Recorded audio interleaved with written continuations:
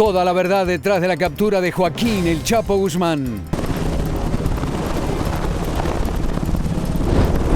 ¿Cómo es la cárcel donde está encerrado? ¿Podrá volver a escaparse? La odisea de los años de búsqueda hasta su última guarida en Mazatlán. La guerra que se viene. ¿Quién será su sucesor? El Chapo de Sinaloa y su mayor debilidad, las mujeres. ¿Cómo llegó de vendedor de naranjas a ser uno de los hombres más ricos del mundo? Las canciones que inmortalizarán su nombre y sus andanzas. No hay Chapo que no sea bravo, así lo dice el refrán. En vivo desde Los Ángeles, el periodista número 1 de la televisión hispana.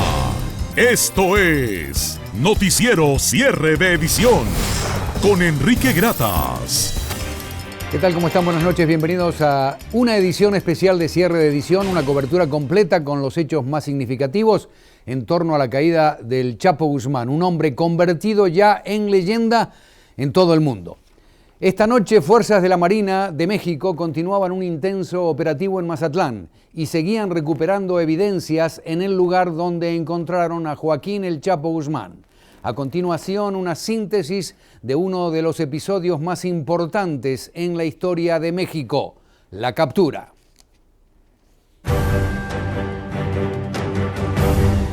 La captura del hombre más buscado del mundo fue el resultado de un complicado sistema de inteligencia de México y Estados Unidos. Para finalmente dar con su paradero, se utilizaron escuchas telefónicas y aviones no tripulados.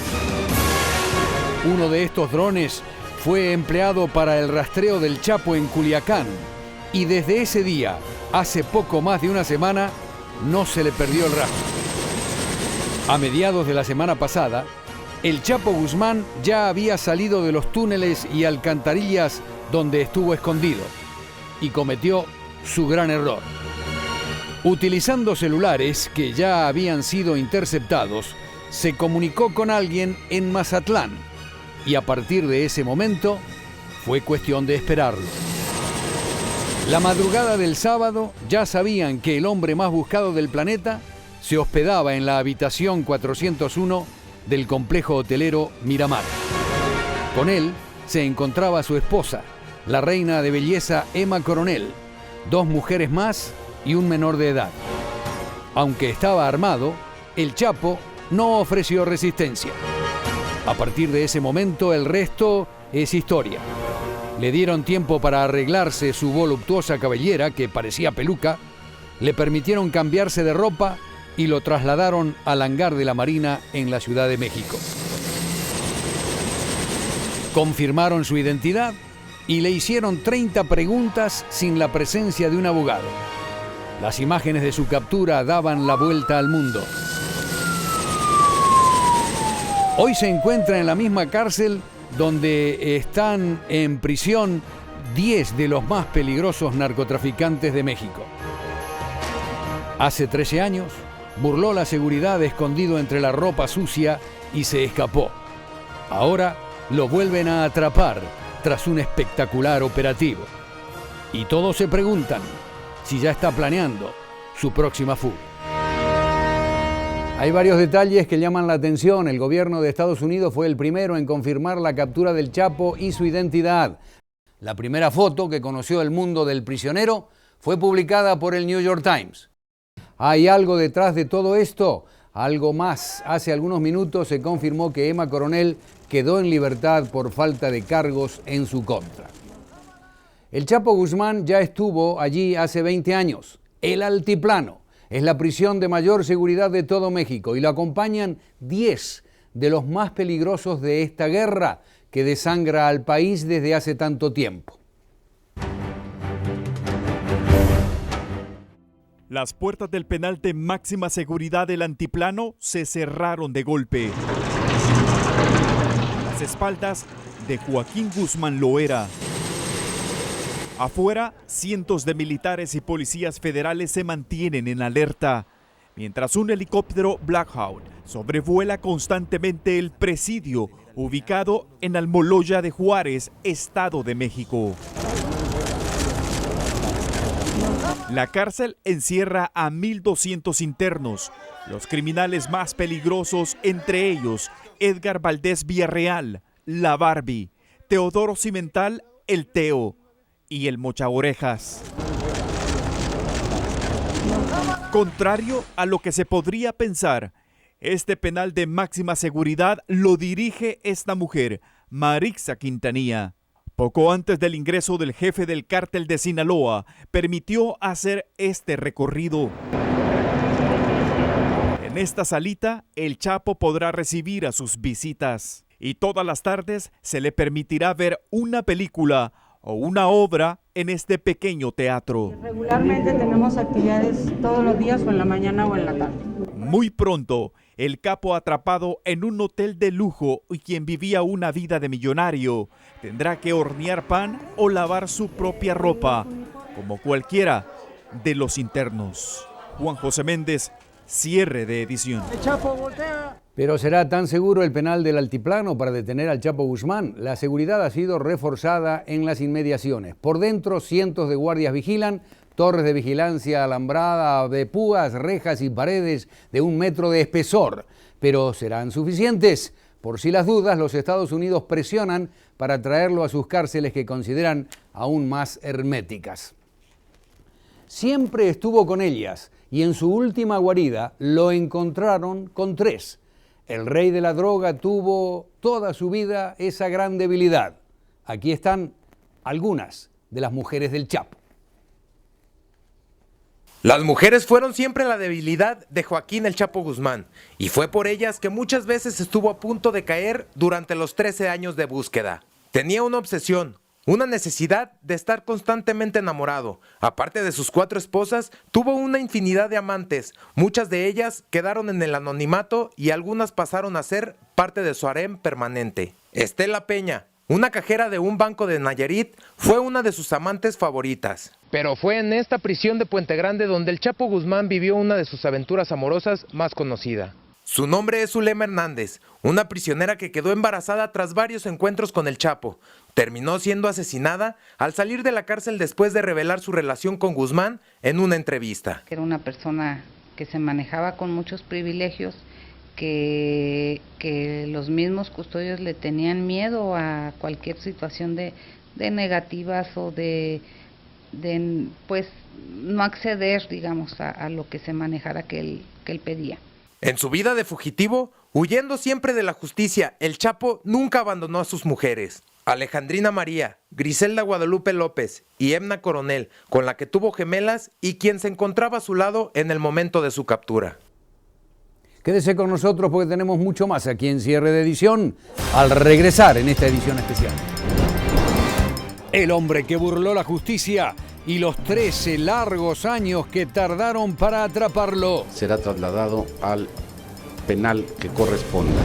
También la increíble historia del joven de La Tuna y cómo logró de vendedor de naranjas convertirse en uno de los hombres más poderosos del mundo. Y más adelante, las canciones y los grupos que inmortalizarán el nombre y las andanzas del Chapo Guzmán. Voy a tener que arriesgar. Fueron 13 años de larga búsqueda. Tantas veces estuvieron cerca y logró escapar que muchos dudan hoy si realmente es el Chapo Guzmán el capturado.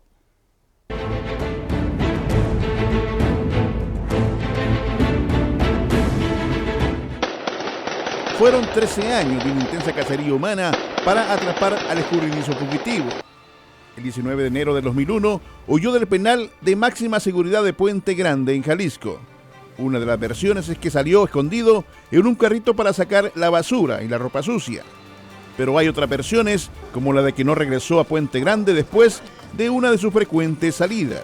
Desde entonces, el ejército desplegó fuertes operativos en todo el territorio mexicano y más allá de las fronteras.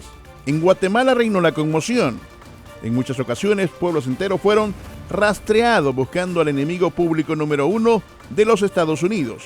La búsqueda se extendió a Honduras, Costa Rica y hasta Filipinas. Muchas veces estuvo a punto de ser atrapado, pero cuando los militares llegaban, el Chapo ya había emprendido la fuga. Era alertado por sus informantes y él se escapaba por pasadizos secretos y las alcantarillas. La vez que estuvo más cerca de ser detenido fue el 21 de febrero del 2012, en el paradisíaco balneario de Los Cabos, en Baja California. Pero hace una semana le fueron cerrando el cerco. El poderoso y temido capo ya se sentía acorralado y se refugió en este hotel, el Miramar de Mazatlán, Sinaloa. Así terminó la cacería. Joel Burgos, cierre de edición.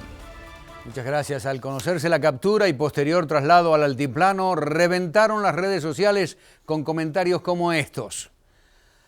Me da gusto que lo hayan atrapado, pero me suena a cortina de humo, dice alguien de Guadalajara. En Toluca lo arreglaron todo para subordinar más a México. Se referían a la reunión de Peña Nieto con Obama. No alcanza con que sea arrestado. Deberían ejecutarlo, dice un tal Mariano. Aquí hay un trato muy jugoso de por medio, dice Hanna. Ahora tienen que caer los que lo protegían, dice Memo. ¿Pero quién era? ¿Quién era el Chapo Guzmán? ¿Cómo llegó a controlar el imperio más grande del mundo de la droga? Todo comenzó en su adolescencia, en su natal Sinaloa. Con $1.000 millones en sus cuentas, el Chapo Guzmán se dio el gusto de figurar en las listas de los millonarios que publica la revista Forbes y donde aparecen los grandes empresarios del mundo. Claro que sus métodos para acceder a esta riqueza no fueron ni el amor al trabajo honrado ni el sacrificio por algún ideal. Joaquín Archibaldo Guzmán Loera nació el 4 de abril de 1957 en el poblado de La Tuna de Badiraguato, en las sierras de Sinaloa. Su familia era de escasos recursos. Durante su infancia y parte de su adolescencia, vendía naranjas para subsistir.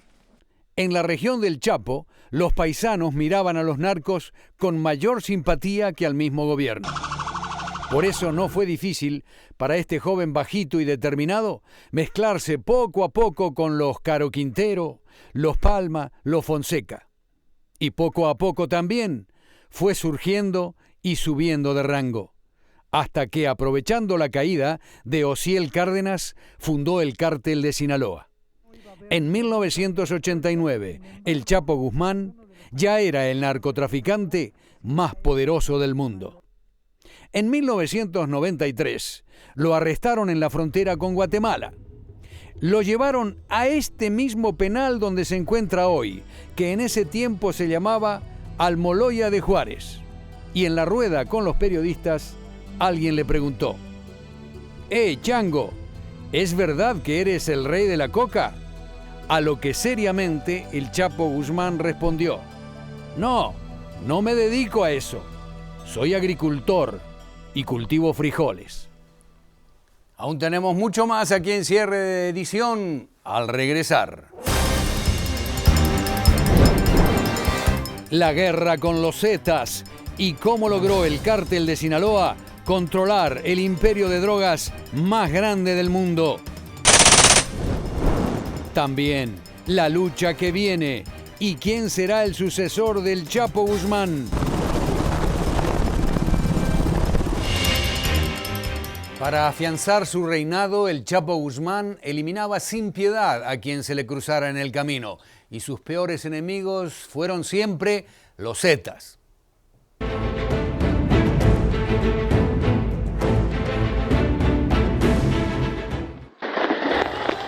Todo era caos y confusión en el estadio de fútbol del Club Santos Laguna en Torreón, el 20 de agosto de 2011. Esta fue una muestra del odio de Joaquín El Chapo Guzmán contra los Zetas. Sicarios a la orden del capo atacaron a policías que vigilaban el partido entre Santos y Morelia y calentaron la plaza. El capo no se andaba por las ramas y desató su furia de esta forma. Quería sacar a los Zetas de los 16 estados que ya dominaban. Otra de sus tácticas fue el asesinato de sus enemigos. Fue entonces que comenzaron a aparecer cientos de cadáveres en fosas clandestinas, como los encontrados en Durango, Tamaulipas y Ciudad Juárez.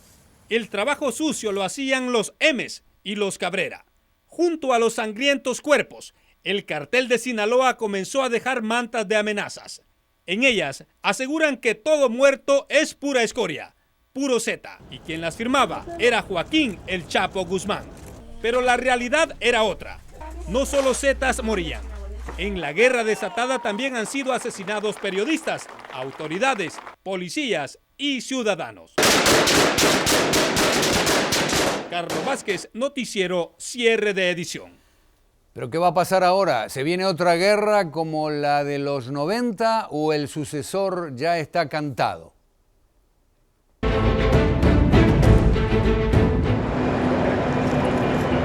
México amaneció militarizado. Miles de soldados patrullan las calles en varios estados.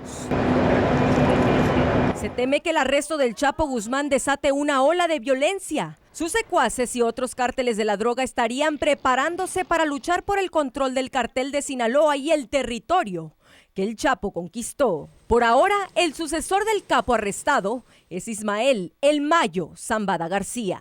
Otro de los jefes importantes del cartel de Sinaloa es Juan José Esparragosa Moreno, el Azul. Pero Joaquín Guzmán Loera ya le había transferido gran parte de su autoridad al Mayo Zambada.